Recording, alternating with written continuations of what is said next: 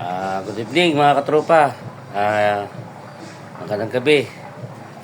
Ngayon ay maghahanda naman tayo ng ating hapunan.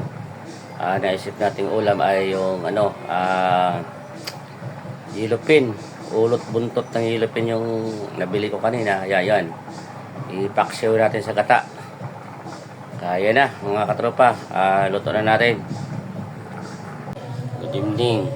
Ito po yung ating lulutuing yellowfin, paksiw, ulot, buntot.